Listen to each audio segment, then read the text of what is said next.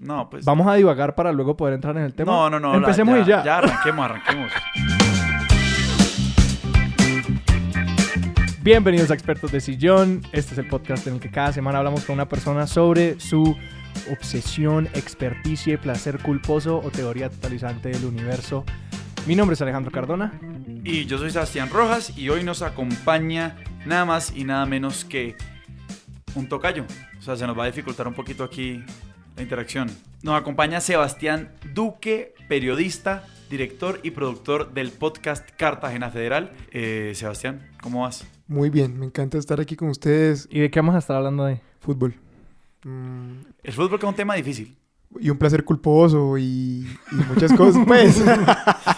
Como sí, pues puede ser de todo. Pero el día que yo conocí a Sebastián, de las primeras cosas que le dije cuando él me comentó acerca de lo que trataba Expertos de Sillón, acerca de las obsesiones de la gente, me preguntó por mis obsesiones.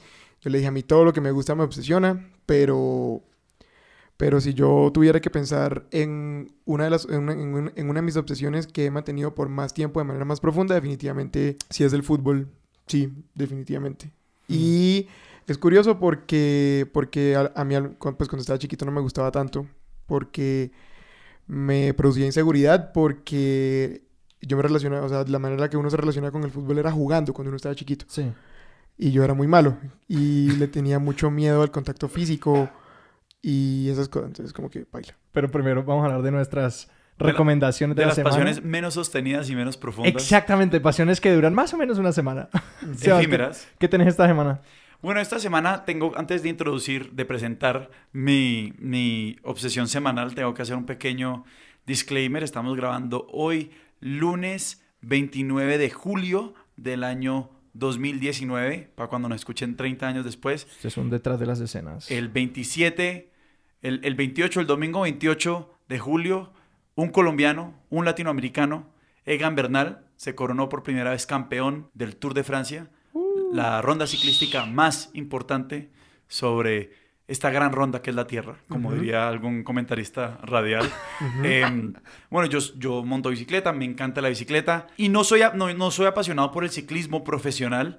No me gusta ver las carreras, pues no me genera ningún tipo de emoción, pero la mitología alrededor del ciclismo y de las competencias ciclísticas... La historia del ciclismo sí, es muy buena. Me genera demasiado más porque me parece que es uno de los deportes mejor, digamos, que se prestan más para ser narrados. Sí, y para ser narrativizados. Sí, pues, para sí. ser narrativizados y para ser vueltos mitos y leyendas. Y ayer cuando estaba pensando, o sea, cuando estaba viendo a Bernal pues ya coronarse campeón del Tour de Francia, obviamente me puse como a volverme a todos mis archivos como de crónicas ciclísticas que he coleccionado a lo largo de los años. Y quiero recomendar dos que son de hecho relativamente recientes. Uno es el portal pedalista.co que dirige Sinar Alvarado, que se llama Historias sobre dos ruedas o algo así, Historias a dos ruedas. Son pequeñas crónicas sobre el ciclismo en Colombia y en América Latina. Están muy, muy, muy bien logradas y Sinar, de hecho, escribió ayer un perfil de Egan Bernal para el New York Times en español, que es muy, muy bueno. Digamos que yo creo que vamos a empezar a ver cuál va a ser el mito de este personaje. Y otro que me gusta mucho, que es una revista que se llama El Afilador, que entre otros contribuyen, digamos, colaboradores, encuentra un escritor español vasco que se llama Ander Izaguirre. Y en el primer volumen del Afilador hay dos crónicas que son excelentes. Una sobre los colombianos en el Tour de Francia y otra sobre los orígenes de las carreras ciclísticas. Y entonces aquí me voy a permitir dar un dato curioso. Las carreras ciclísticas se inventaron prácticamente para vender más periódicos y las gestas eran narrativizadas para vender más periódicos. Porque los patrocinadores del Tour de Francia históricamente siempre han sido... ¿cómo se llama? ¿La Gaceta es? No. Ese es el Giro de Italia. Ajá. Los patrocinadores iniciales fueron la Gaceta del Sport. No sé si lo estoy diciendo bien porque yo no hablo italiano. Pero de ahí viene, digamos, una anécdota chévere, un dato bonito. Y es que la camiseta del líder del Giro de Italia es rosada porque el papel periódico sobre el que se imprimía la Gaceta del Sport es rosada. Entonces, digamos, periodismo deportivo y ciclismo siempre han ido de la mano. Y yo ayer yo no podía parar de pensar en, por ejemplo, toda la gente que ha cubierto como la Vuelta a Colombia desde los 80s y los primeros colombianos que fueron a hacer la crónica desde el Tour de Francia, desde el Giro de Italia. Y como por mucho tiempo la radio era la única forma de comunicarlo, todo lo que se inventaron para comunicar esas carreras. Y yo creo que alguno estaba sintiendo que todo lo que se habían inventado por primera vez se volvía realidad y todo el mundo lo podía ver.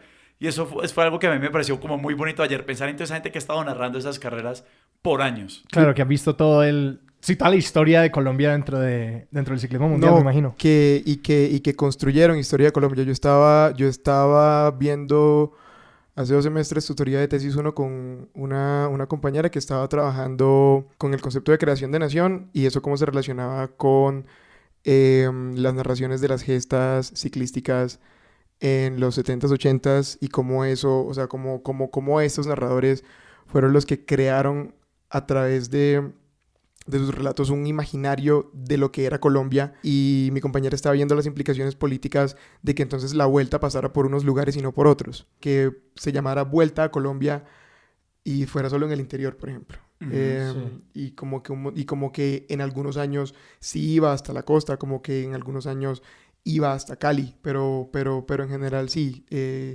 La manera en la que contribuyeron esas narraciones a pensarnos como país siendo tan distintos también fueron súper importantes. Súper interesante ese tema de tesis. Sí. Está fantástico. Sí. Era de ciencia política, si no estoy mal. Era buenísimo. Sí. Alejandro, ¿cuál es tu obsesión? Entonces, de nuevo, los nombres de esos portales. No, sí, les quiero recomendar pedalista.co. Uh-huh. Bueno, también mirar lo que ha escrito Sinar Alvarado sobre ciclistas y El Afilador, la revista El Afilador. Bien. La mía de esta semana es bastante más mundana. Es los rituales de dormir y de levantarse. Gran tema. Básicamente, llevo 1 año por ahí intentando como crear un ritual efectivo para ir al gimnasio o hacer ejercicio en las mañanas. Como para levantarme y hacer algo. Clave de lograrlo fue ritualizarlo todo. Como crear unos patrones así súper específicos para básicamente cómo hacerlo. Y la clave más concretamente fue básicamente dejar la maleta lista la noche anterior. Que son cosas muy sencillas, como que uno hacía eso en el colegio, como que ese tipo de cosas. Pero redescubrir como, no, el cerebro reacciona a un estímulo. Hay un libro muy bueno que quizás puede ser la subobsesión de esto, que se llama El Poder del Hábito, de Charles Duhigg, que absolutamente me cambió como la manera de pensar en los hábitos. Yo soy una persona que constantemente como que quiere ser un cyborg que lo hace todo y es súper eficiente y de todo. Pero básicamente el libro dice, tenés que tener un estímulo para iniciar un comportamiento que te lleva a una recompensa. Y si no están esas 3 etapas, el comportamiento o no es habitual o es más difícil como instaurarlo como hábito. Y para mí el estímulo se convirtió como en esos rituales. Y los rituales lo que me permiten es como lograr las cosas que quiero hacer, relajarme de noche y luego como levantarme y activarme en la mañana. Pero yo tengo una pregunta ahí. ¿Cuál es la diferencia entre ritual y rutina? Porque, pues, a la larga... creo que ahí No. mi persona que tomó antropología en un momento se dispara, pero la parte práctica dice ninguna. Sí, es una rutina. Yo creo que todas las rutinas pueden llegar a ser rituales, pero no todos los rituales son rutinarios. Ok. De acuerdo. Bien puesto. Sí, bien dicho. Pero, digamos, ahí en ese sentido, yo sí quiero explorar, porque yo, digamos, también llevo muchos años tratando de mantener o sostener este hábito de hacer ejercicio por las mañanas y yo todavía no logro encontrar el estímulo. ¿Cuál es el estímulo de dejar la maleta hecha por la noche? Hay una vaina que es como que esto lo habla mucho en ese libro, El Poder del Hábito, que es como tu cerebro tiene como una cierta cantidad de como fuerza de voluntad, que es algo casi que cuantificable y se te va agotando durante el día y básicamente uno quiere llegar al lugar en el que el comportamiento no toma fuerza de voluntad. Y yo estoy más o menos... Lo podría romper, pero creo que llegué al lugar en el que no me toma fuerza de voluntad ir al gimnasio en la mañana. Que estoy 4 días a la semana yendo al gimnasio en la mañana. Y parte de eso es... Los hábitos ocupan como un lugar en una parte como más básica del cerebro, más primitiva. De nuevo, todo esto es ciencia acotada de lo que me acuerdo. Pero básicamente cuando uno llega a ese lugar no toma fuerza de voluntad y el comportamiento es automático. Entonces, ¿qué me pasa? Me levanto cansado, hinchado de todo. Me levanto, vengo al cuarto en donde está lista la ropa para ir al gimnasio y ya la maleta y todo listo como para ir y bañarme allá y todo eso. Lo que ocurre en ese momento es que sin pensar automáticamente me pongo la ropa y cuando tengo la ropa puesta así como un poquito más despierto, lleno una botella de agua y sencillamente salgo del apartamento. Y el hecho de que todo eso como que lo que necesito hacer está justo al frente mío hace que no requiera fuerza de voluntad. Como que no me necesito decir, ok, solamente hacer... Como que el siguiente paso está muy al frente y es como una escalera muy fácil para llegar a ok, cuando llego al gimnasio ya estoy como listo para hacer ejercicio. ¿Entonces la recomendación es la rutina o el libro? Creo que el libro, porque nadie tiene acceso a mi rutina. Pero el libro sí pueden tener acceso. De nuevo, El poder del hábito de Charles Duhigg. El otro día lo vi en librerías acá. Lo vi en Farmatodo. No te creo. ¿Lo están vendiendo en Farmatodo? Sebas, ¿de qué estamos hablando? Definirnos los términos de esta conversación. Estamos hablando más que de una experticia, de una obsesión. Uh-huh. Em, Y esto es fútbol como deporte para ver, deporte para jugar, como un lugar comunal. ¿Cuál ha sido cuál es el lugar de donde viene esa obsesión para ti? Sí, ¿de qué manera me obsesiona a mí el fútbol? A mí el fútbol porque me gusta. Porque puede sonar como una obsesión muy común, ¿no? Como muy extendida. Pero no, yo considero el fútbol como... Sobre todo como... Y ya lo hablan ustedes como con el ciclismo. Yo considero el fútbol un espacio narrativo supremamente interesante, rico... Sí. Abarcable desde tantos lugares, desde tantos, desde tantas miradas, porque a diferencia de otros, uno sí puede decir que es el más transcultural. Sí. El deporte más practicado en el mundo. Sí, entonces son muchísimas maneras de verlo y de jugarlo, porque también me interesa mucho esa máxima de que se juega como se vive, de que no es casualidad unos tipos que comparten que comparten una idea imaginada de nación jueguen de una manera distinta a otros. Eso no, o sea, eso es material, uno lo puede ver. Y eso a mí me llama poderosamente la atención. Pero claro que la entrada fue mucho más pasional. La entrada fue siempre tuve contacto porque mi papá era periodista deportivo. Pero era como que a mí me llamaba la atención, pero entonces mi papá me llevaba al estadio y yo recuerdo que me aburría. Sí. Me aburría porque no lo entendía. Regresemos un poquito, ¿qué estadio? El estadio era el estadio de fútbol de Cartagena, en ese entonces se llamaba Estadio Pedro de Heredia. Después nos pusimos un poquito de coloniales y dijimos, no, la chimba, ¿cómo así que Pedro de Heredia? Y entonces ahora se llama Estadio Jaime Morón, que Jaime Morón fue un futbolista muy popular, muy cartagenero. Creyeron que ese nombre le hacía más justicia. Entonces ahora se llama así. Era en ese estadio, yo iba a ver a Real Cartagena. Que todavía no había pasado a la A. No, ahí estaba en la A, pero Real es el que más veces, uno de los que más veces ha descendido y el que más ha ascendido. Lo vi varias veces en la A, mucho en la B. Desde 2012 no lo vemos en la A. Pero ahí fue que fueron mis primeros contactos con el fútbol y yo no tenía... Y digamos que sí tenía la idea que podían tener todos los niños acerca de cómo era el fútbol europeo, el Real Madrid de los Galácticos, Brasil, ese gran equipo 2002. Bueno, es que sí, yo nací en el 95.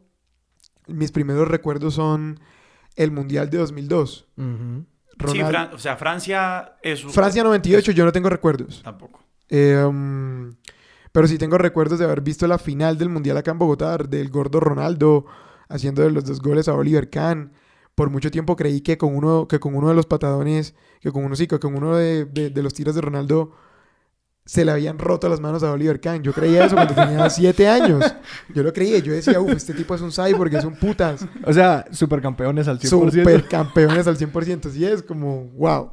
Pero me encanta de lo que has dicho 2 cosas. Que primero, de una entraste con algo que me parece muy, muy, muy claro, que es que la narrativa del fútbol es lo que, en la parte que más participamos cuando somos fanáticos del fútbol. Yo no soy particularmente de fútbol, me pongo la 10 con el Mundial siempre, porque es como un espacio contenido en el que digo como que listo, me voy a ver todo lo que pueda, pero por lo general muy pasivamente veo el fútbol. Porque se acaba. Es que lo bacano de los torneos es que se acaban. Sí. O sea, pues no de las ligas siempre están ahí y es como que una después de otra, y cuando no es Champions es UEFA, Europa, y si no es la final del fútbol colombiano, el Mundial empieza y se acaba, y eso es lo máximo. No, es genial, sí. Pero... Y que creo que como adultos, la mayoría de las personas, esa es la manera en la que interactúan con el fútbol realmente. Que creo que muchas personas que son fanáticas del fútbol no han jugado un partido en meses o años, o sea, que no juegan activamente, pero que constantemente estamos en esa narrativa y que así sea contra mi voluntad, como que he aprendido fracciones de todas estas narrativas. y que son como tan emocionantes como cualquier otra historia de participar. Entonces, en ese mar de historias, porque es que uno va a intentar abordarlo como un todo, y a pesar de que es tan joven, porque el fútbol como lo conocemos hoy no tiene 100 años, no tiene 80 años, tiene por ahí 70 años de arepa, y para nosotros siempre ha estado ahí, nosotros lo hemos dado por sentado. Uno, para intentar abordarlo como un todo, es imposible. Uno se da cuenta de que no puede porque sí, los ingleses se lo inventaron sí, eso de hecho es una forma de ver lo que es expansionista, colonial y gonorrea, y sí, que los ingleses lo inventaron y lo explayaron pues por el mundo. No. Entonces uno intenta saberlo todo y uno se da cuenta de que uno se va a quedar siempre corto. Yo decía, no, es que yo no, de ninguna manera yo voy a ser Hernán Peláez. Hernán Peláez es una Biblia, es un libro entero de acontecimientos. De esto pasó este día, luego este día, luego este día, luego este día. Decía, yo quiero entenderlo por otro lado. Y los referentes que tenía para entenderlo, que eran puras webs españolas, pero Arnaud Magazine, Ecos del Balón, Marcador Internacional, como nada acá, me permitían entender lo que yo estaba viendo a un nivel de profundidad que yo no veía en los comentaristas colombianos, como para entender más el juego.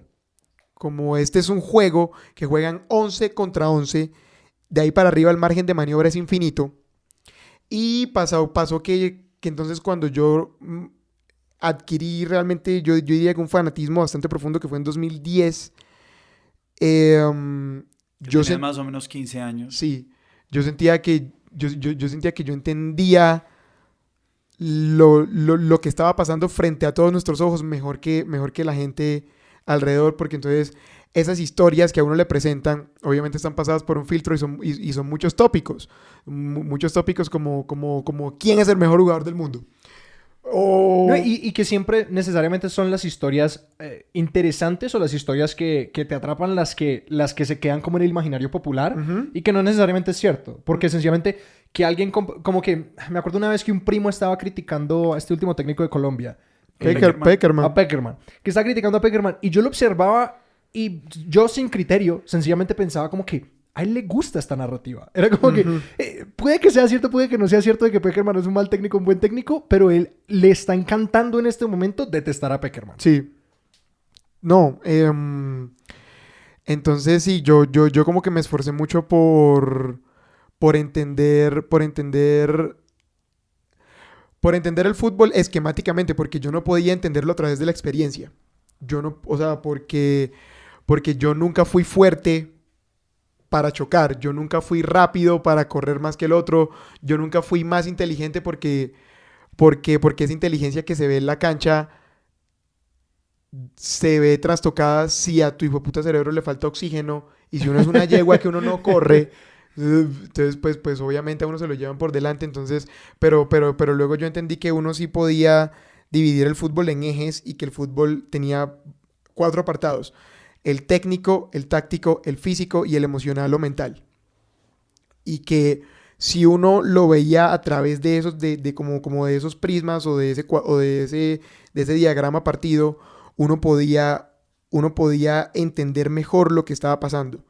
Descompongamos ya mismo esos 4 cuadrantes porque estoy fascinado por esa distinción. Sí, al momento de enfrentarte al fútbol, de jugarlo, de plantearlo, sí. tú tienes unos jugadores que todos tienen pues un físico, todos son más fuertes, más rápidos, menos rápidos.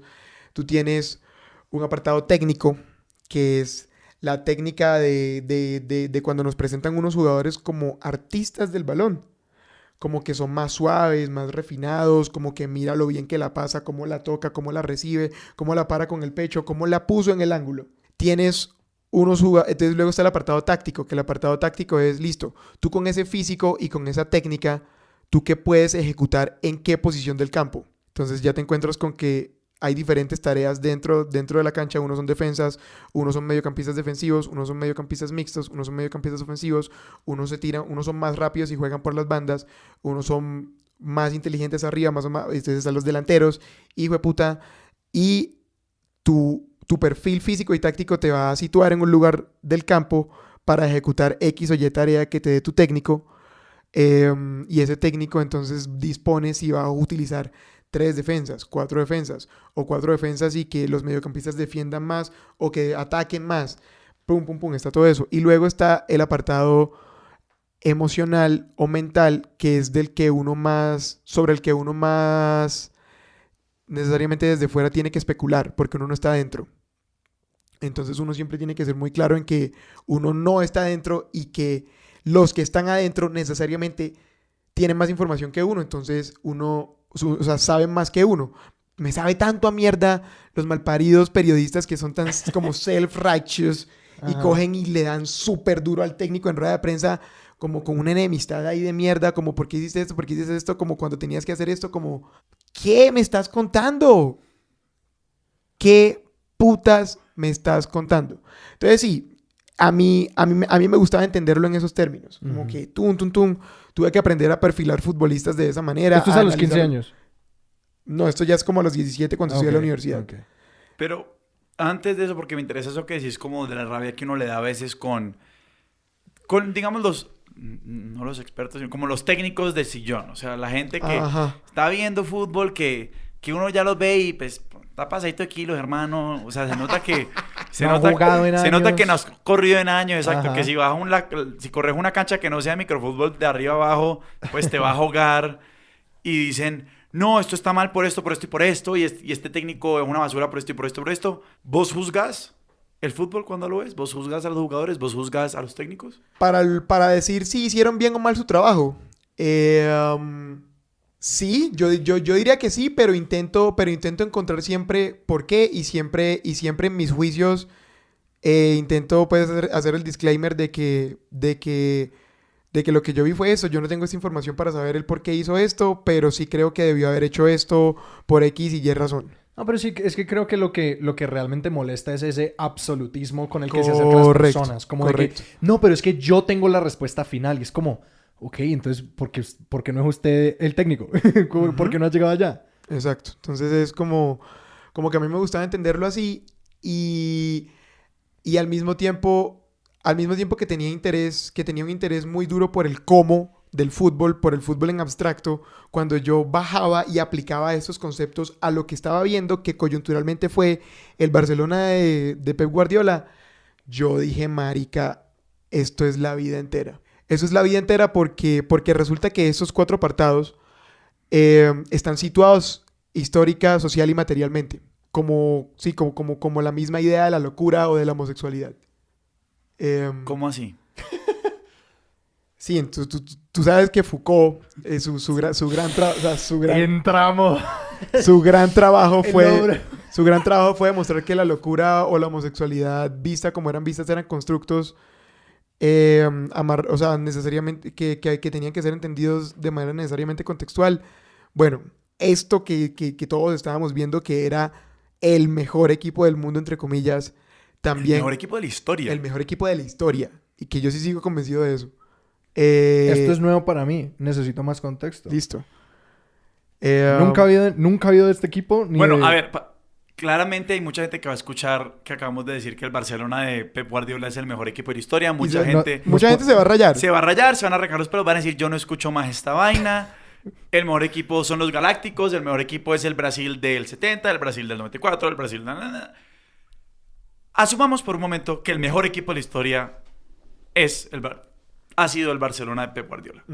Y si nos quieren mentar la madre, ¿dónde nos pueden escribir? A expertosdeseñora@gmail.com. Eso. Pero continuemos. A ver, ubícanos. Sí, quiero saber más de ese equipo. En la vida lo he escuchado. No, que entonces al yo ver que todo esto, o sea, que una persona podía conectar con otro grupo de personas, o sea, que el técnico podía llegar y convencer a unos jugadores de una idea para llevarla hasta el nivel de ejecución más perfecto que podían hacerlo, porque ni siquiera se trataba de ganar o no. Nunca se ha tratado de eso. Era de, yo estoy planteando esto, yo espero que pase esto, y luego tú vas al campo y miras qué tanto de eso pasa. Y ellos salían cada fin de semana y mucho de lo que planeaban pasaba. Muchísimo, muchísimo. O sea, muchísimo. Y eso como, es decir, eso cómo se evalúa. Sí, exacto. Exacto. Uno como dice, esto es perfecto. Especialmente como observador, que no es el técnico. Como que el técnico sabe que... Por la misma información que te da el técnico, es Sí. que también hay que escucharlos. Es Claro. que uno muchas veces ni los escucha porque es como, el técnico es como esta figura que tiene la culpa cuando pierden Claro. y que no tiene nada que ver cuando ganan. Es como, ok, no es así. Uno sí puede escucharlos y saber que ellos sí tienen unas intenciones y que toman unas decisiones en medio de los juegos que salen mejor o peor y que luego ellos mismos hablan de eso. O sea, es como...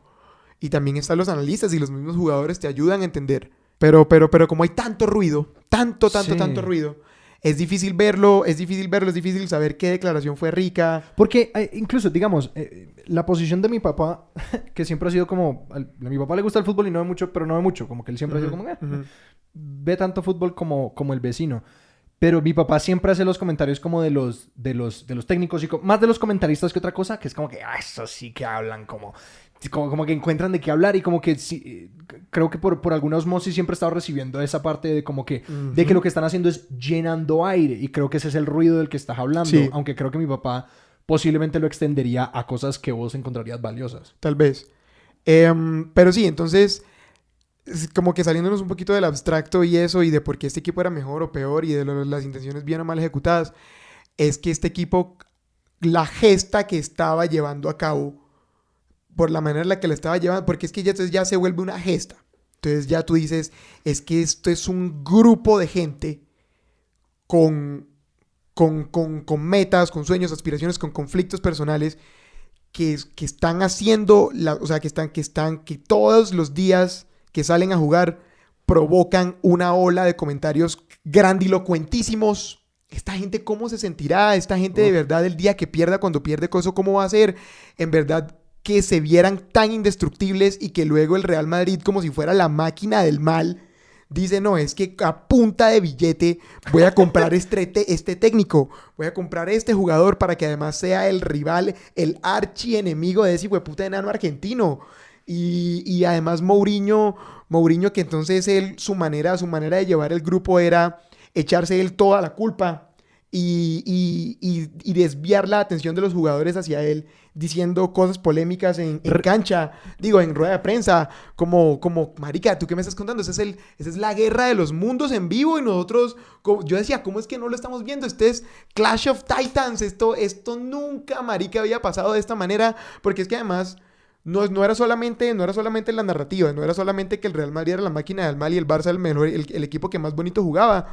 Era que realmente el nivel que alcanzó el uno por el otro y cómo fueron superando la manera en la que jugaba fútbol. La rivalidad entre los dos equipos cambió el fútbol para siempre. Para siempre. El fútbol hoy es completamente distinto como era hace 15 años. Completamente distinto. Me faltan detalles para entrar en esto. ¿Esto es el Barcelona en qué año? 2011. El técnico. Pep Guardiola. Ok. Y Mourinho jugando siempre para el Barcelona. Técnico del Real Madrid. Técnico del Real Madrid. Ok, sí. Ese es el lugar en el que yo estoy. Me están hablando de personajes y para mí esto es una película que no me he visto. Sí. Entonces, a mí eso me gustaba.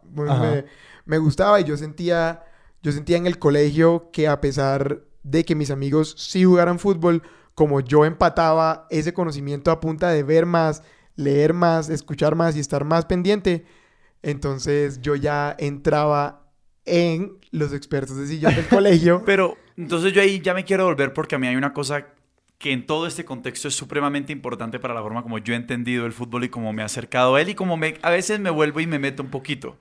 Y es la hegemonía, digamos, cultural y simplemente como de la cantidad de banda ancha del mundo del fútbol que han alcanzado los equipos europeos versus nuestra liga colombiana. O sea, pues para mí, por muchos años, el fútbol era el Cali y el América y pues los otros, claro, pues digamos, yo siendo caleño, yo era el Cali.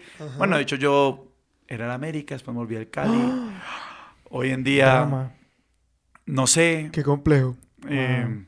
Pero... Es una rara ocurrencia porque normalmente... me acuerdo una vez que estaba en la casa de un amigo y él había como un peladito de 3, 4 años y le pusieron como un balón del Cali al frente y el papá como que le ponía el balón en las manos y decía Cali, vamos Cali, y luego decía, le quitaba el balón y decía América no, así como enseñándole al niño como muy claramente, muy chiquito, Cali sí, América no, que son los dos equipos no, digamos de que Cali. y en ese sentido mi historia es absolutamente diferente. Cuando yo estaba, digamos, cuando yo era pelado, cuando tenía 4 años, pues era la época de el América. O sea, el América era el Barcelona del fútbol colombiano. Eso. O sea, Digámoslo de una vez. sí, así, el América... Expertosdesillon@gmail.com. Sí, eso, todo el puteo. Sí, sí. todo. Digan lo que quieran. Maltrátenme por Twitter. El América ganaba todo. O sea, el América sí, no logró las finales de la Libertadores, pero el América era una máquina. Era una máquina de ganar. Sí, y eso era en parte por la plata del narcotráfico, como fue en Colombia en esos años. Sí. Pero digamos, pues para mí, como toda mi familia materna era el América, y me acuerdo que eran como estas grandes fiestas para ver jugar al América. Entonces yo era del América. Pero pues digamos como que no le para muchas bolas a eso. O sea, yo nunca jugué fútbol hasta muy tarde en mi vida. Para mí el fútbol fue una forma de hacer amigos. O sea, No, pero vos jugaste fútbol en el colegio. sí, pero no. Pequeño, pues. Pero nunca... Era porque había que correr de alguna Recreativamente. manera. Ajá, Sí, recreativamente, digamos. Y uno de mis grandes problemas como jugador de fútbol es que yo en la cancha, cuando yo estoy parado en la cancha, además yo soy arquero, entonces pésima disposición moral para un arquero es... Ajá. Cuando yo como jugador creo que el fútbol no es tan importante.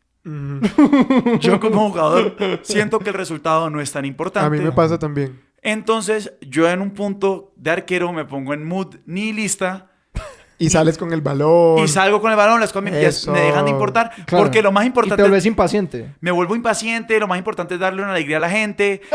Lo más bacano es salir a correr y que pase Sí. algo...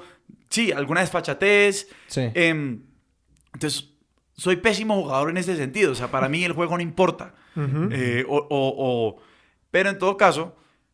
Y así asumí mi elección de equipo fue más o menos así. Y un día el Cali, más o menos, eso fue una final contra el Deportes Tolima, más o menos alrededor de esos años, mi papá me dijo, Sebastián, ¿usted quiere ir al estadio? Si usted quiere ir al estadio, es a ver al Cali. Porque la familia de tu mamá era del América y tu papá era del Cali. Sí, mi papá me dijo, ¿usted quiere ir al estadio? Es a ver al Cali. Usted verá. Y yo dije, pues me parece muy bien, soy del Cali. En ese sentido, nunca he sido un caleño empedernido. O sea, a mí la verdad... Ajá. No es más importante que pierda el América que gane el Cali. O sea, tengo ciertos afectos por el América, la verdad. Pero me gusta el Cali más, punto. Ya, esa ficción personal la construí así y así se fue. Y entonces en un momento a mí me ha empezado a generar mucha resistencia este tema cuando los equipos europeos se toman la pantalla, se toman internet, se toman la vida, se toman las camisetas, se toman la industria y todo el mundo se desvive por un clásico Real Madrid-Barcelona y la vida en Colombia tiene que parar porque están jugando dos equipos al otro lado del océano que verdaderamente no cambian nada de la realidad de este país. Entonces a mí eso siempre me ha generado un poquito de resistencia. Yo quiero saber cómo reconcilias todo este mundo europeo del fútbol que a la larga es el fútbol mundial Sí. y nuestra liga. No, se trata de reconocer los momentos históricos en los que se encuentran ambas y las razones por las que unas son de una manera y otras de otra. Yo siento que nosotros sentimos este problema, valga la redundancia, sentimos mucho más acentuado porque también en los últimos años, por cómo se han desarrollado pues los hechos, la brecha sí se ha ampliado bastante más. Porque es muy complicado. Nunca me voy a olvidar de cuando leí en Soccernomics que por qué el fútbol nace y se desarrolla en Europa de la manera en la que lo hizo. Y entonces en el libro explicaban que era prácticamente por la misma razón por la que en Europa se dio el Renacimiento y la Revolución Industrial. Por la cantidad de gentes distintas en un espacio tan pequeño teniendo contacto acerca de la misma idea y depurándolo de esta manera. A un ritmo tan vertiginoso. O sea, Sí, entonces así como en Latinoamérica se han dado, o sea, han nacido y se han cultivado corrientes de pensamiento futbolísticas muy importantes, tanto en términos colectivos como individuales. en Europa el background de ese desarrollo sí es mucho más bravo. O sea, la herencia, por ejemplo, la herencia holandesa en España y ahora en Alemania, la manera de jugar de los ingleses que no cambia, que se resiste a cambiar a lo largo del tiempo por el mismo hecho de que es una isla. Sí. Y de que no está en el continente, y eso se ve, por ejemplo, hoy en día todavía en la Champions League, de que los equipos ingleses cuando bajan al continente se encuentran con que se juega de otra manera, los italianos con el ritmo más lento, todo está ahí mismo cerca y hay más plata. Es que así como está más cerca, pues ellos fueron los que vinieron en barcos pues a matar indios y después fueron en barcos a África a meter negros en jaulas para luego, años después, cuando ya no nos matamos, sino que jugamos fútbol entre naciones, generar el tópico desde arriba, maldito blanco, europeo, gringo, de que entonces el negro sirve es para quitar balón y para correr más duro. Uh-huh. Puede que pase acá también. Nuestra liga, sí, pues nuestra liga, ¿cuántos años tendrá? Sí, estuvo el dorado de los 50s y estos argentinos que se vinieron para acá, y luego en los 80s, cuando realmente un técnico colombiano se gana la admiración de uno de las mentes, de una de las mentes tácticas más importantes de la historia, que es Arrigo Sacchi, diciendo que Maturana era increíble, que la curva de Maturana, que gran esquema de juego. Sí, puede que suene muy ecléctico, como, bueno, y estos europeos frente a nuestra liga, y cómo es que le damos más atención o menos atención. Sí, puede que raye en un momento darle más atención al Barça y al Madrid, pero es que no, es inevitable, porque hace 500 años ellos vinieron en unos barcos con armas automáticas y nos trajeron a Dios y al orden y a todo eso, y hoy Dios y orden, pues sí, el Real Madrid y el Barça, y es algo pesado con lo que tenemos que pelear, pero no está solo en el fútbol. Creo que por lo menos en mi mente, vuelve a la historia. Como a cuál es la narrativa que es dominante y que lleva más tiempo, y que es dominante porque tuvo el poder de hacerse dominante y porque tiene como trayectoria histórica y porque otros países del mundo empiezan a participar en esa narrativa cuando no hay como fortalecer la narrativa propia como del fútbol colombiano. Entonces, cuando uno ya se da cuenta de eso, de que sí, la gente le da más atención al clásico Barça-Madrid, pero es por esto, por los barcos y las armas automáticas. Sí. Entonces uno dice, bueno, espérate, ya que entonces lo que pasa ya está al mismo nivel, o sea, como sí, el Barça, ¿por qué el Barça-Madrid es mejor que el DIM contra el Nacional? Y uno se da cuenta de que entonces los efectos que produce el fútbol aquí sí son muy poderosos. La gente en verdad adora Atlético Nacional, adora Millonarios, al Junior, se lo viven muy, muy, muy profundamente. Y uno encuentra historias demasiado lindas aquí, al mismo nivel. Bueno, no, yo ya no voy a decir si al mismo nivel de sentir, pues, por ejemplo, los que somos fans hasta el fondo de Messi y de cómo juega y de que en verdad es perfecto y esas cosas. Uno también puede encontrar cosas muy bonitas en el collar de arepas que se pusieron varios jugadores del Medellín en el 93 cuando estaban dando la vuelta porque creían que habían quedado campeones, y el Junior hizo gol en el último minuto en Barranquilla y la gente se metió a la cancha. Eso es divino, marica. O sea, es increíble, es increíble. Y por ejemplo, nosotros a mí también me gustó mucho darle la atención que le di al fútbol colombiano cuando estuve en la universidad entre 2012 y 2015, porque pude también vivir, a medida que se iba desarrollando como Colombia, como espacio pues para el fútbol, desarrolló muchísimas ideas muy importantes para el fútbol de la región. En 2012 en Colombia empiezan a haber unos equipos y unos proyectos que eventualmente llegaron a ser los mejores del subcontinente. Todo el proyecto de Santa Fe, que arranca con Wilson Gutiérrez y que después lo cogen Peluso, y la semifinal de él y Costas, y esta semifinal de Sudamericana y la Libertadores, y luego Osorio en Atlético Nacional, como en verdad se vuelve uno de los equipos más aplicados del continente, y Osorio se gana la admiración de muchos técnicos europeos.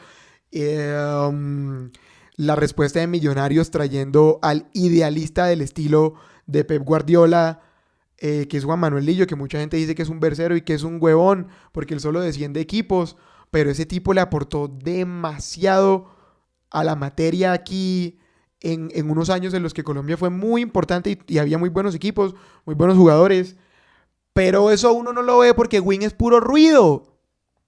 RCN es puro ruido, Carlos Antonio es un irresponsable, César Augusto, ojalá nos escuchen.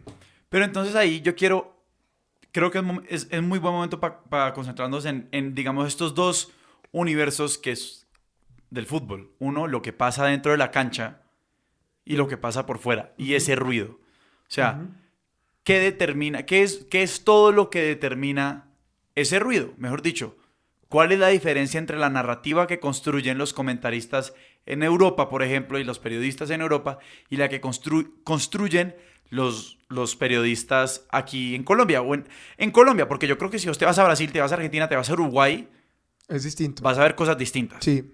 Inclusive en México, o sea, que México es, a mí me parece un caso sorprendente del fútbol, pero lo podemos hablar más. Yo por Europa tengo bastante idea de cómo se trata la cosa en España y en Inglaterra, no tanto, y en Italia, no tanto en Alemania, que son como, y no tanto en Francia, que son como las ligas grandes, entre comillas.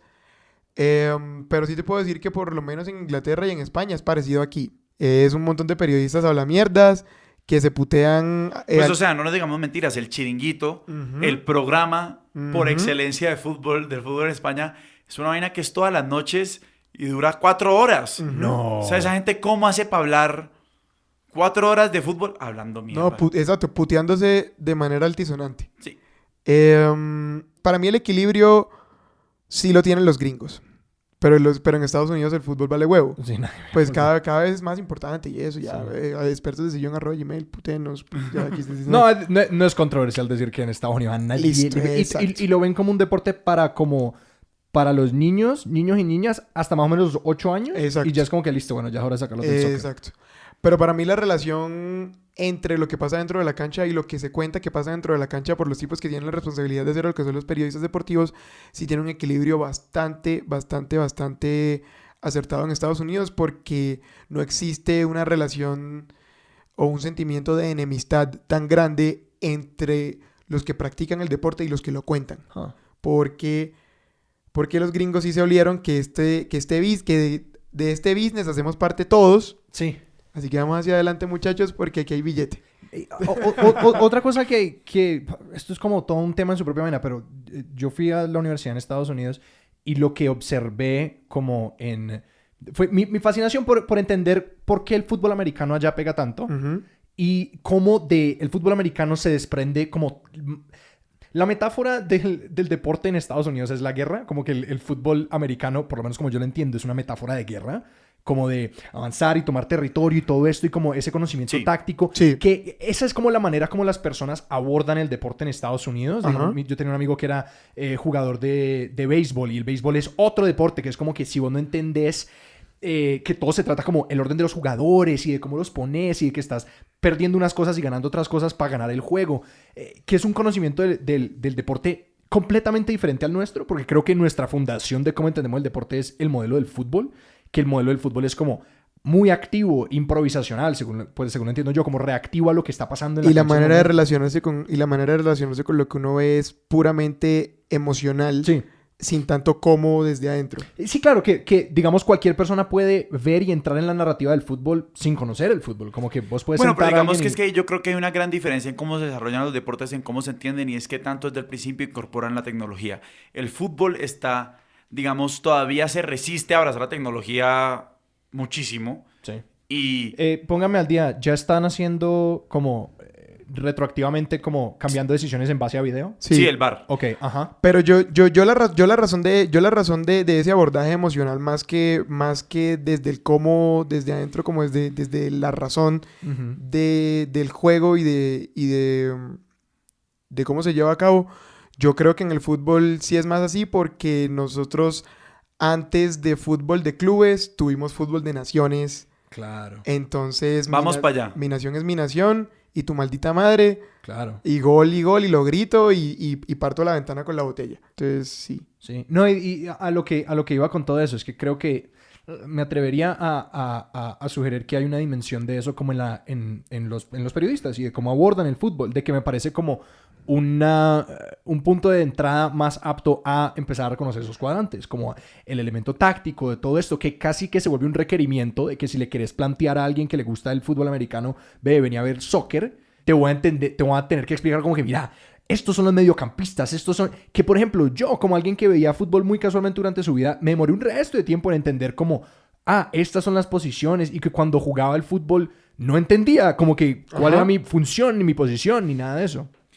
Pero yo también ahí creo que de pronto, y es que en el fútbol, el componente exacto, como emocional, narrativo, es crucial para poder ver un partido y disfrutarlo. Claro. O sea, yo no sé, @expertos de John, todo lo que quieran. Yo no sé cómo sea en otros deportes, pero No. es que me parece que, o sea, digamos cuando yo estaba hablándole a alguien de la final de la Copa Libertadores, Boca, River, ¿cierto? Y yo estaba tratando de explicarle, digamos, y esto era una persona amante del fútbol, o sea, Sí, fútbol sí. hasta el tuétano, de explicarle por qué este era el partido posiblemente el partido más importante de la historia. Sí, ¿Vos les estabas explicando o ellos te estaban No, yo explicando? les estaba tratando de explicar. sí. Era una persona, o sea, no latinoamericana, Sí. de pura liga europea, y yo le estaba tratando de decir, ves que esto no es como si el Barça y el Real Madrid jugaran una final de la Champions. No. No es eso, digamos, eso es una pelea distinta, pero este es el partido más importante de la historia, pues para no echarlos vueltas, porque Boca es Boca y River es River Eso. y es la Argentina y exacto, y digamos, es la potencia o no del fútbol latinoamericano, @expertos de sillón, podemos discutir si es Brasil o Argentina, pero digamos como que la enfermedad del fútbol, el fútbol se consagró como enfermedad con los argentinos, y en ese sentido, ese era el partido más importante de la historia, y si vos no tenías todo ese contexto y todo ese equipaje, era un mal partido, o sea, sí, claro, va a ser claro. un partido Totalmente. accidentado. Que yo creo que eso, yo empecé a reconocer después de cierto punto de que eso era lo que yo no tenía para participar en el fútbol. Que realmente a mí nadie me comunicó la historia. Como que a mí nadie hizo un buen trabajo de cuando era chiquito, lo que sea. Porque mi papá era como que, sí, aquí está el partido. Pero yo no le hice ninguna pregunta y él no me dio ninguna respuesta. Porque yo simplemente lo miraba y era como que eso es algo que yo no entiendo y no sé cómo relacionarme con eso. Sí. Voy a ir a salir a correr a la calle. Entonces, y lo otro que quiero decir es defender un poquito a los gringos en su deporte, que creo que todos los deportes tienen eso. Que Sí. creo que la historia, la narrativa del deporte, cuando sea que yo escucho a alguien hablar de por qué le encanta el deporte, digamos una vez sentándome con mis roommates gringos a ver como fútbol americano, el lugar de entrada, me decían, esos son los Cowboys y los New England Patriots, todos lo detestamos, ellos son los malos y ellos son los buenos. Como de una, entrando en ese lugar de, este es Luke Skywalker, ese es Darth Vader y esto es lo que estamos viendo. Y este es el elegido. Sí, esta es la máquina del mal y esta es... Total. Y estos son o sea, los manes que sí están tratando de hacer algo bonito. Ajá. Y además, porque es que en el fútbol, o sea, bueno, me imagino también, pero es que más el fútbol es con el cricket, Sí. yo creo que son esos dos deportes, son los únicos verdaderos deportes que pueden llegar a considerarse planetarios. O sea, como grandes gestas políticas se pueden vivir a través, creo que solamente de esos dos deportes. De equipos, no sé, o sea, el ciclismo otra cosa, ¿no? Y es... Sí, estaba pensando inmediatamente en los Olímpicos. No, pero es que los Olímpicos es otra... digamos lo que yo creo que es una cosa ahí muy, muy importante, es esa conexión del fútbol como elemento de construcción de nación y entonces como los apegos que genera un equipo nacional y cómo eso se puede ir atomizando hasta el nivel de clubes, sobre todo en un país como España, por ejemplo, que es un estado, un país federal fallido, ¿sí? Como esa conexión se mantiene de una forma mucho más limpia, se traza de una forma mucho más limpia en el fútbol. O sea, ¿por qué? O sea, el Barcelona no es solamente el equipo que juega más bonito, ¿no? Es Cataluña y es una forma de criar jugadores y es una forma de financiar el fútbol y es una forma de hacernos catalanes y el Real Madrid era el equipo de Franco. Y el Barcelona estuvo en el exilio y a Puskás le iban a quitar yo no sé qué cosas por jugar en el Barcelona. Como que esa gesta, ese nexus entre fútbol y política ya a nivel mundial yo creo que se ve. Exacto, y el Mundial del 78 en Argentina, que todo lo que taparon. O sea, el pan y circo del fútbol es mucho más fuerte que yo creo que en muchos otros deportes. Que es lo que, por ejemplo, le falta a un fútbol americano. Porque el fútbol americano, pues ya, o sea, se sale de Estados Unidos y pues... No, si es que no hay, por fuera de Estados Unidos no hay. Esas gestas ya no se viven. Claro. Y bueno, y el cricket es otra cosa, pero eso es para otro programa. Pero lo que quería, digamos, ya es que entremos al fútbol de naciones, al mundial. ¿Por qué el fútbol? ¿Cómo el fútbol nos define como país? ¿Por qué aquí jugamos más bonito? ¿Por qué allá juegan más ordenado? ¿Por qué allá ganan más? ¿Por qué acá ganamos menos? Hablemos de eso. Estos juicios siempre pasan como por el filtro de la estética. Más bonito, menos bonito. Y entonces lo más bonito, entonces ya el contraargumento es la deficiencia de lo bonito. Y todo esto, pero más allá de quedarnos en si somos buenos o si somos malos, Sí. o sea, uno sí puede percibir que cada nación se ha atribuido unos valores al momento de juzgar lo que les gusta y lo que no les gusta de su equipo nacional.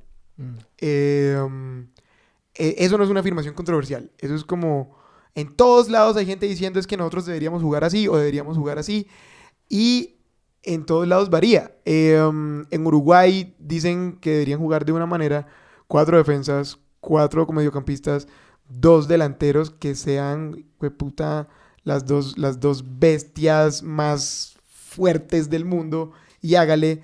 Mientras que en España durante un tiempo se puso incluso en duda la posición misma del delantero y sus labores, porque nosotros somos la supremacía técnica y nosotros somos la seda, la leche, la miel.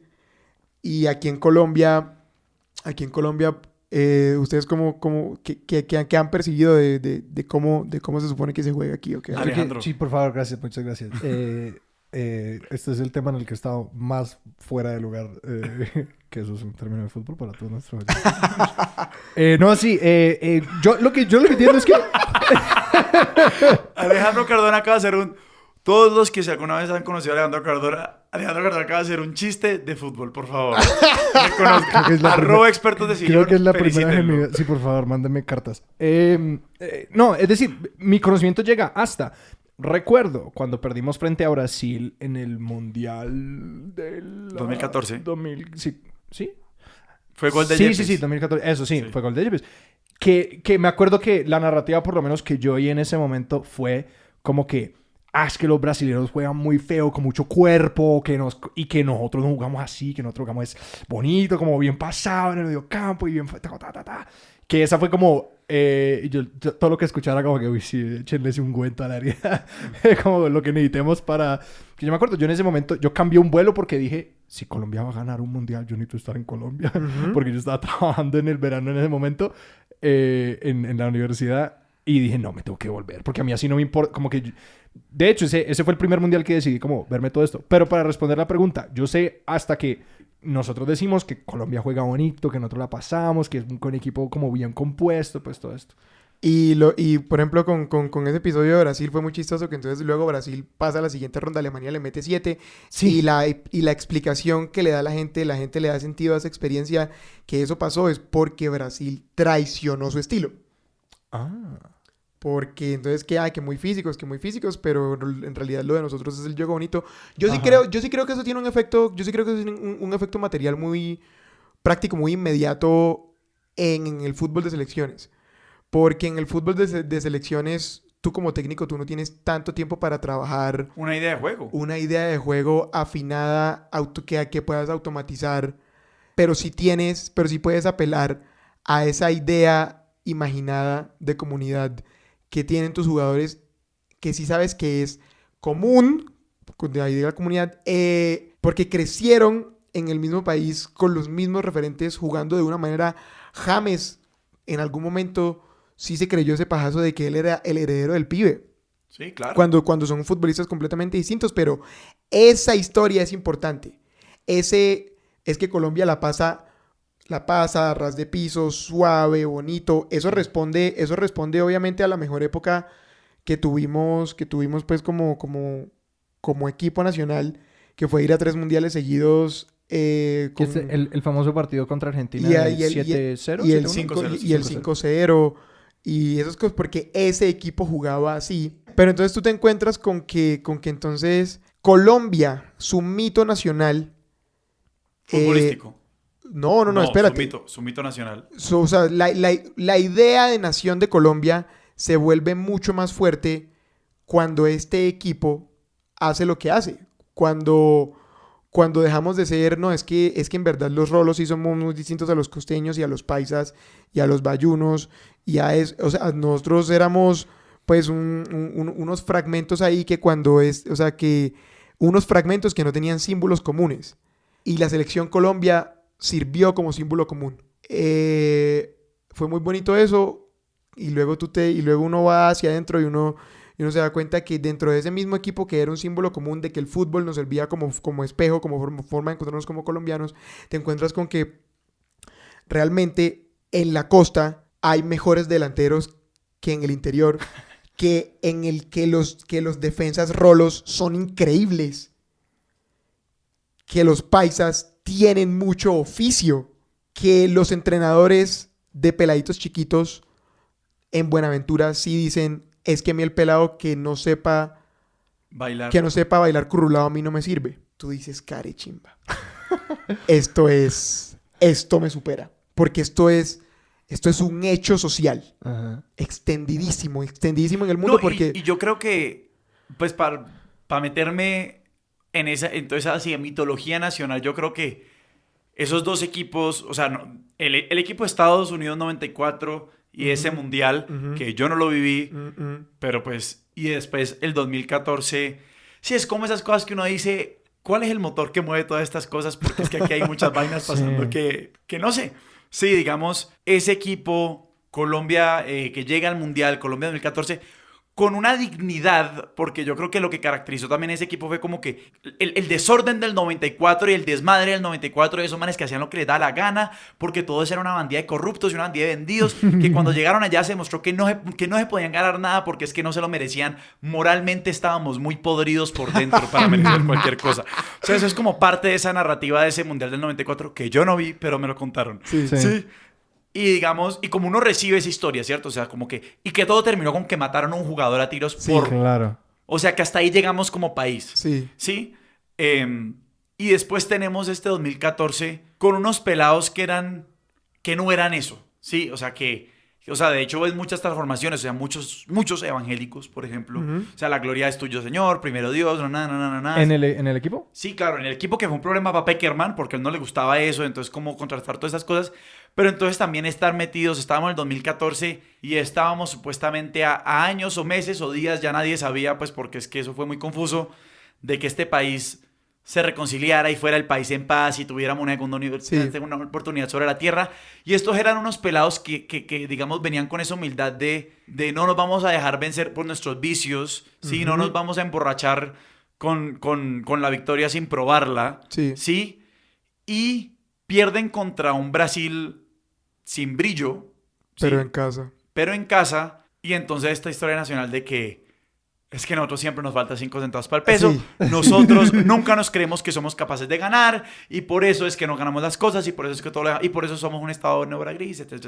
Pero, y digamos que a mí, por ejemplo, me interesa mucho el Colombia del 2018 y lo que va a ser el Colombia del 2022. Y la Copa América, o sea... Sí. En esos mitos nacionales, cómo se van conectando, digamos, cómo aprendemos a ser país y a ser equipo de fútbol al mismo tiempo, además, porque en Colombia tenemos una vaina y es que las elecciones presidenciales coinciden con los mundiales de fútbol. Sí. ¿Qué No, época y todo, o sea, de fecha, puta. No, es chistoso, lo que es chistoso y al mismo tiempo interesante de profundizar en eso es buscar también las razones por las que uno le da sentido a esas experiencias de esa manera. Es que... Porque ninguna es verdad. Sí. O sea, pues... @expertos de sillón. Sí, ninguna es verdad. Ninguna. Pero creo que son narrativas como súper necesarias. Claro. Porque... No. Es que eso es lo que nos hace humanos. Claro, no, sí, es que, digamos, yo por mucho tiempo fui muy escéptico de muchas cosas, entre ellas el deporte. que me parece muy chistoso porque mi historia de origen es parecida a la tuya, en historia de origen en términos de relación con el fútbol, porque yo tuve lo mismo, como que pues me puse a jugar como cualquier joven niño que nace en Colombia, le dan un balón y es hágale, pero mi reacción fue como a poner un escudo al frente mío de esto es estúpido, esto no me gusta, y que me tomó mucho tiempo ver como que yo creí como esas mismas historias las encontré en otro lado. Sencillamente escogí como otros mitos de los cuales hacer míos para, no sé, para tener un referente, para crear una identidad, para todas esas cosas que muchos años después fue que empecé a identificar como que esta es la misma vaina pero con otros colores, pues. Pero sí, el deporte es la vida misma y al revés. No, la vida no es deporte. Es huevonada. Pues la vida es deporte y usted logra una rutina. Es como el ritual de la rutina. Sí, una rutina consistente para levantarse todos los días a la misma hora y lograr ir al gimnasio. Por lo tanto, después. Yo tengo una pregunta antes de que estemos haciendo conexiones finales. No, adelante, por favor. Yo muy seriamente quiero hablar de. ¿De Leo Messi? Quiero hablar de Leo Messi. Estoy pasando notitas. Porque anoté Messi porque quería llegar a o sea, tiene precedente el mito de Messi como esta fijación del mundo entero por un jugador. Sí, claro. ¿Quiénes son los antecedentes?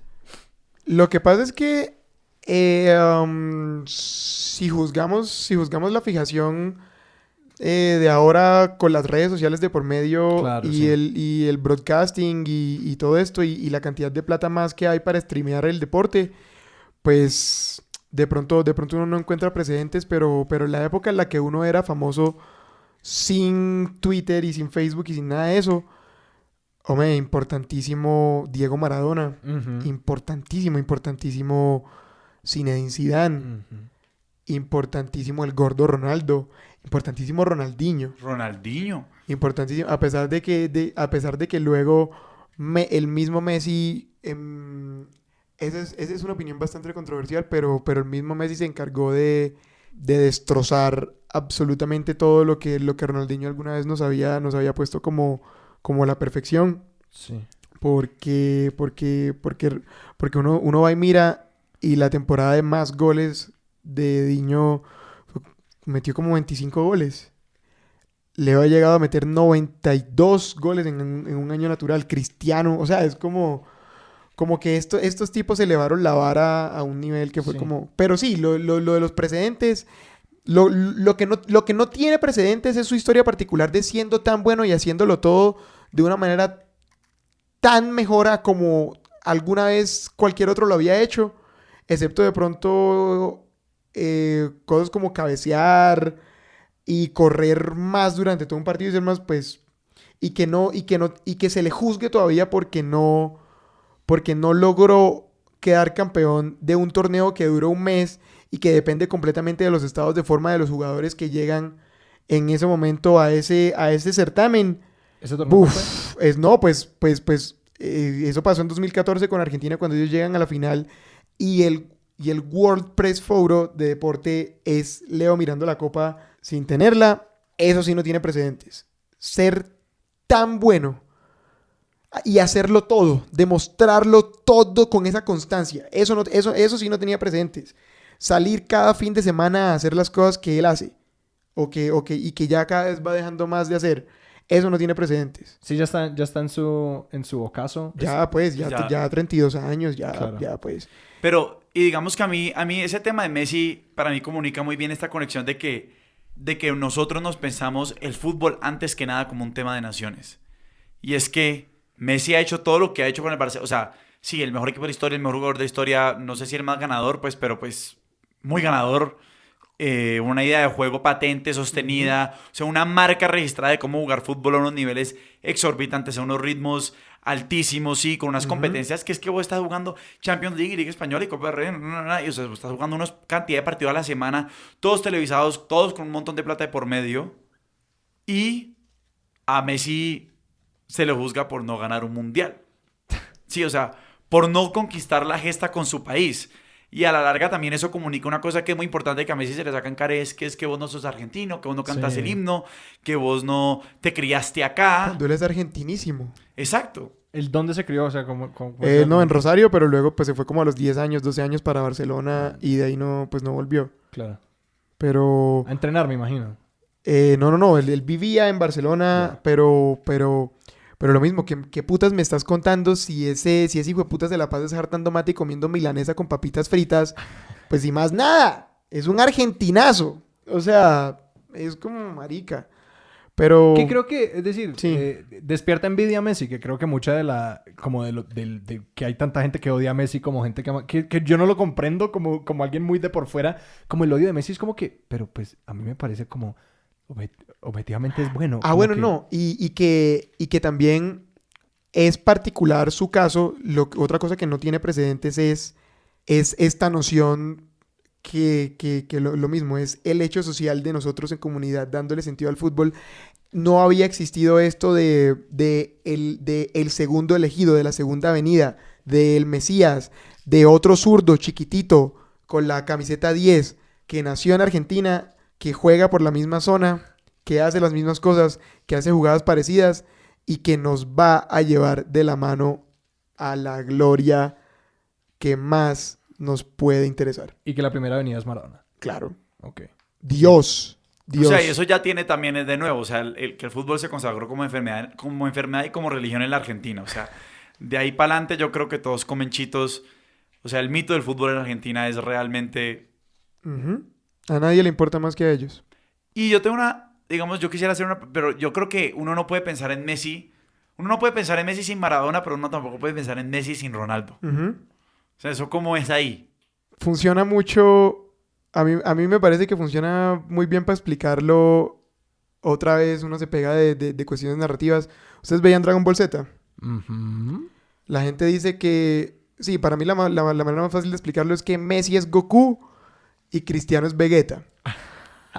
Porque entonces Vegeta tuvo que ir a donde Bulma y decirle, maldita sea, me haces esa cápsula en la que yo voy a entrenar Ajá. con más gravedad y más duro y todo eso para ser mejor que este otro hijo de puta que medio se despierta y ya sale y juega y parte a todo el mundo y yo no. Pues eso, Cristiano es impresionante. O sea, un jugador de fútbol al que tampoco se le valora lo suficiente cuando se le compara con Messi. Porque entonces uno cree también que el deber ser del fútbol es ser el 10, agarrar la bola, rajarse a todo el mundo y o meter el pase o ponerla en el ángulo suavecito. Cristiano Ronaldo en su prime time sin tocar el balón, solo corriendo en diagonal, le daba sentido al fútbol entero de uno de los mejores equipos del mundo, sin tocar la bola. Pero es que sus movimientos eran tan extensos, tan constantes, tan peligrosos y tan inteligentes que los defensas del otro equipo eran vueltos mierda por andar parándole bolas a él. Y luego los toques que hacía que eran muy cortos, sus intervenciones con el balón eran no tan largas como Messi, que Messi entonces fue puta y va hasta donde atrás, hasta donde el arquero y le dice dame la bola y se la paso a este y listo, ahora voy más adelante y se la paso a este y luego pum, hace el pase y él mismo mete el gol. Sí, y por eso también yo creo que Messi es mejor porque hace más cosas en más zonas del campo. Pero Cristiano también fue una máquina de generar cosas a su alrededor a voluntad. Trabajando también con sus amigos, con su técnico. Pero lo mismo, es como unos somos buenos, otros somos malos. Cristiano es un futbolista impresionante, top 5 yo creo que de la historia también, ya a estas alturas. Pero lo mismo, unos van a reconocerlo más, otros van a reconocerlo menos. Es un gran jugador. Y no hay duda, y eso mismo lo han dicho a ellos, se ayudaron a ser mejores el uno con el otro. Por completo, es que la relación de rivalidad era demasiado grande. Era Goku Vegeta, era el imperio del mal y el bien, era esto, pero los que tenemos la culpa somos nosotros. Pues. Y yo tengo una pregunta porque yo sí leo esto un poquito en clave como de las etapas o las fases o las eras del fútbol. Uh-huh. Y es que sí, o sea, Cristiano y Messi están de salida. Una pregunta ¿Quiénes vienen? estúpida. ¿Qué sigue para el fútbol después de esta era? Vamos a ver porque inmediatamente como estamos saliendo de esto, de lo que nos estamos, o sea, lo que estamos pudiendo constatar o lo que pudimos constatar por lo menos de manera muy clara el año pasado que que alcancé a verlo porque me alcancé a conectar, es que el Olimpo está en el pasado y éramos felices y no lo sabíamos. Que estos equipos no están, o sea, las cotas de fútbol que son capaces de alcanzar no son las de hace 8 o 9 años. Ya sabemos que se puede jugar así, pero uno necesitaba que se alinearan muchas cosas, muchos planetas para que las cosas se dieran de esa manera. Eso en términos colectivos, pues, de técnicos y equipos que se forman y proyectos. Y lo que uno también puede ver en los jugadores es que si bien no va a haber tantos, o sea, que no va a haber jugadores de 90 goles por año como lo hicieron estos dos, y de que las cifras están bajando, de que ya el goleador de la Liga de España la temporada pasada no metió más de 30 goles, que se quedó como en 24, cuando esta gente lo llevaba a 50. Sí, uno también ve que hay jugadores que como su referente directo más cercano son estos dos, entonces sí se creen capaces de meter los 50 goles y es posible que lo hagan porque también o sea, como desde chiquitos han adaptado sus condiciones a poder hacer lo que esos dos hacían. Entonces, por ejemplo, está Kylian Mbappé, el francés que la rompió en el Mundial. Él es como el hijo de ese matrimonio ahora mismo, de una superioridad física impresionante que uno la ve por el televisor y uno se impresiona, que al mismo tiempo tácticamente, técnicamente es delicioso, golpes de 3 dedos brutales, unos desmarques bárbaros, de pronto le falta mejorar un poco su pase corto, y luego en el apartado táctico puede hacer un montón de cosas, puede ocupar todo el frente de ataque, es como esas vainas. Vamos a ver, lo que viene seguramente no será como lo que vimos, lo que nos ha tocado, lo que nos tocó, pero ojalá vengan cosas, vean cosas buenas también. Bueno, que también hay fútbol de altísimo nivel, pero ahora mismo está en Inglaterra, porque Inglaterra es la que tiene ahora mismo a los técnicos duros. Están Guardiola, está Klopp, Pochettino, diseñando fútbol y haciendo crecer sus corrientes, que también son hijas de lo que propusieron Guardiola y Mourinho. Entonces, por ejemplo, Klopp es un hijo de ese matrimonio entre ellos dos, porque él no hace juego de posición al uso ni como Guardiola ni como Mourinho, sino que él diseñó un estilo que se llama Gegenpressing. Entonces, se trata de ir a presionar hasta el otro arquero con 3 delanteros y que se armen unos triángulos ahí. Y Simeone, que es el del Atlético, entonces diseñar cerrojos de verdad para esos equipos que movían el balón muy bien en espacio reducido con buena técnica. Es como todo ese estímulo-respuesta y es muy rico, es muy bacano. Pues Sebastián, si la gente te quiere leer, te quiere saber de vos tenés alguna forma de interactuar con el mundo abierta al público. @SebastianDSZ en Twitter es donde más futbolero soy. En mi Twitter hablo de fútbol y de series de televisión sobre todo. Y también en eldoradomagazine.com.co, no solo a mí, sino a gente que yo creo que sabe mucho más que yo y todo. Armamos un equipo muy bonito entre 2014 y 2017, diría yo. Y en eldoradomagazine.com.co, lo que yo sí me enorgullezco de haber hecho es que, y con los pelados, es que yo creo que ahí está el mejor archivo de la era Pekerman que alguna vez te vas a poder encontrar para lo que sea. Y para encontrar el resto de tus proyectos, Cartagena Federal. cartagenafederal.com, @CTG Federal en Twitter, Cartagena Federal en Facebook. No se lo pierdan, está buenísimo Cartagena Federal. Cartagena Federal es lo que hice, lo que decidí hacer cuando determiné que iba a dejar de lado esta obsesión para cambiarla por esa otra, que era contar historias en radio de manera bacana, y eso es lo que todavía estoy intentando, pues, hacerme crecer más. Y para personas que quieran profundizar en su obsesión del fútbol y leer bueno de fútbol, fuera del Dorado Magazine, sí. Siempre ecosdelbalón.com, este portal de estos españoles con los que yo aprendí a ver el fútbol de esta manera. Que tienen textos preciosos, O sea, muy, muy, muy, muy bien escritos y al mismo tiempo muy profundos y muy educativos. Ecos del Balón es brutal. Tienen un podcast increíble que es de estas narrativas que se llama La Aventura Original. Entonces, cada capítulo tiene un protagonista, normalmente es un jugador, y ellos revisan su trayectoria concatenando causalmente los hechos que lo llevaron a estar donde está y ser importante de la manera en la que lo fue. Buenísimo. Se llama La Aventura Original. Es brutal. Y también pueden leer Pernau Magazine, que es martipernau.com. Y ahorita en YouTube hay un canal, ya poniéndonos, o sea, fuera de texto, hay un canal que se llama, creo que Tifo Tactics o Tactics Football. Como que hay cada vez más análisis en video bacano en YouTube. Creo que Tifo Tactics está bueno. Y hace poquito Masterclass sacó una cosa que se llama The Coach's Voice, que son videos cortos de protagonistas de fútbol. Hay varios videos con Mourinho, con Xabi Alonso, explicando como desde adentro cositas de cuando Mourinho estaba en el Real Madrid, o cuando era técnico del Inter, o cuando Xavi jugaba en Liverpool. Como hay cada vez más cosas más bacanas. Entonces, sí, esas son como mis recomendaciones para dejarlos pues como hasta ahí. Seba, mil gracias por A ustedes. venir a charlarnos hoy. A ustedes. Para nuestros oyentes, lean sobre el Tour de Francia. Lean de ciclismo. Lean de ciclismo y también, o sea, yo quiero meter la cucharada, ¿puedo? ¿Qué? En el tema del fútbol. Hágale. O sea, si usted...